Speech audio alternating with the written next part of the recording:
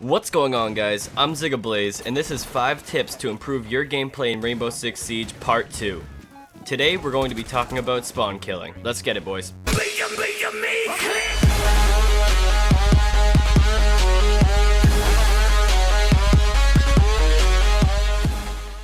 Tip number 1, don't hesitate. Now what I mean by this is if you're going to go for a spawn kill, then you need to go for it.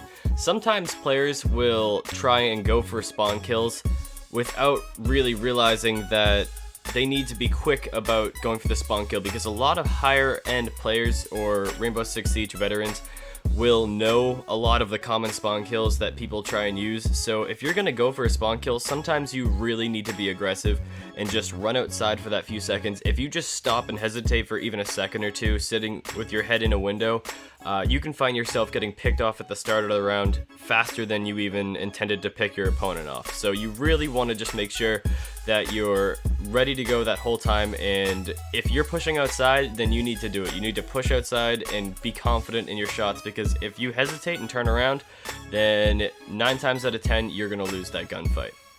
Tip number 2 is knowing how to predict the enemy's movement and location on the map. Now what I mean by this is that spawn killing isn't always running outside and going for a kill before the enemy team gets a chance to move. A lot of the time spawn killing is waiting at a perfect angle for your enemy to walk unexpectedly into your bullets.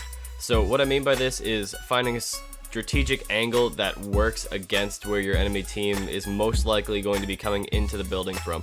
Usually this works for just about every map. There is really popular entrance points that enemy teams like to use, whether it be a ceiling hatch or a main window in a specific location, or it's usually a part of the building that's closest to someone's spawn point on any given map.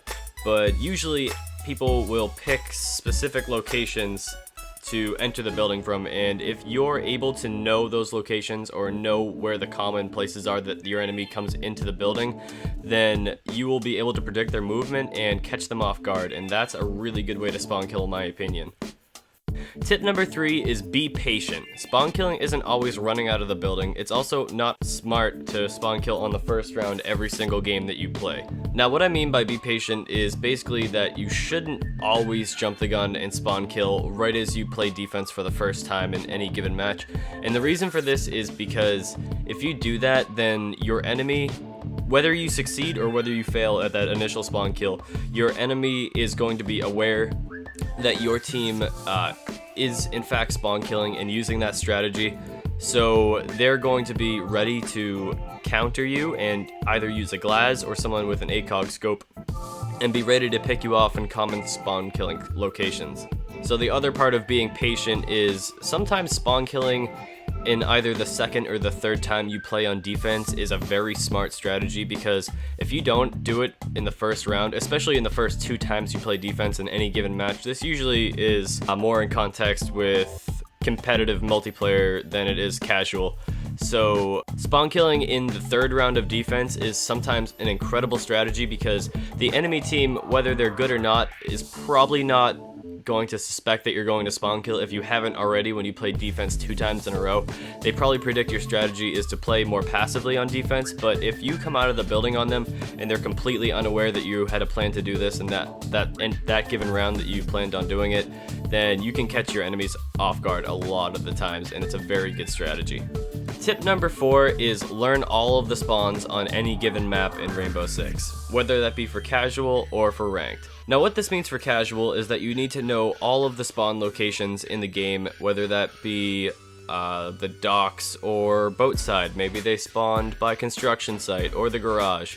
There's a lot of different callouts that people use, whether it be the actual spawn location names or it be cardinal directions on the map, but learning the different spawns and exactly where your enemy may be located at the beginning of the round is very, very strategic and can really help you on defense. If even you pick off just a single enemy at the beginning of the round because you know where they may be spawning on defense, even in casual, you will significantly increase your team's chance of winning that round, because the morale on the enemy team instantly drops if one of your teammates is just killed right next to you, or you see that kill feed comes up and your teammate is dropped within the first 10 seconds of a match.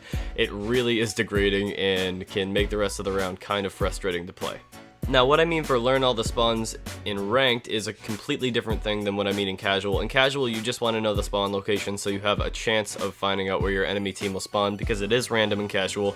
However, in ranked, knowing the spawn locations is really crucial because in ranked, a lot of the times enemies will spawn in the same few locations on any given map because they are either the safest location to spawn at, whether that be against spawn killing, or the fastest location into the objective in the building that they're going to. So knowing the different spawn locations and where people will commonly spawn in ranked is a very good way at giving your team an upper edge advantage when it comes to going against the enemy. And finally, the very last tip is kind of a lighthearted one, but it is know when to quit. Don't force it.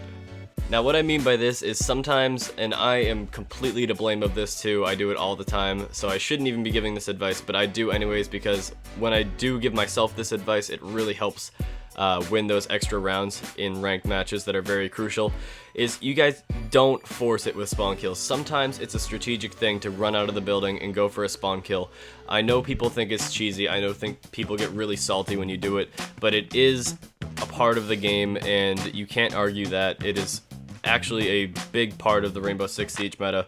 So if you find yourself running out of the building multiple rounds on defense, or you find yourself getting in angles that you think will win you gunfights and you end up losing trying to catch your enemy off guard, and you find yourself dying multiple times to that type of thing, you definitely want to just call it quits and play a more defensive role for your team, because if you've already tried it twice and it's not working, chances are it won't work a third time. The enemy is fully aware you're trying to go for spawn kills, and they know that you're an easy kill if you are losing the gunfights against them constantly. So sitting back is sometimes a better option for your team, and giving the enemy team an early kill just makes them more aggressive, and it can really put your team at a disadvantage in that current round. Anyways, guys, that's going to wrap up episode 2 of 5 things to improve your gameplay in Rainbow Six Siege. If you guys enjoy this type of video and you want to see more of these in the future, please leave a thumbs up on the video. Last video that we did like this, which is now my new series, broke over 100 likes, which is absolutely incredible. I want to thank you guys so much for that. That's a new record for this channel. If we could even do half of that and hit maybe 50 likes on this video, that would be absolutely incredible. But I want to thank you guys all from the bottom of my heart, and there will be more of these videos in the future. Just leave your comments down below on what you think I should do for the next episode of this series. Anyways, guys, I will see all of you beautiful faces later. Peace out.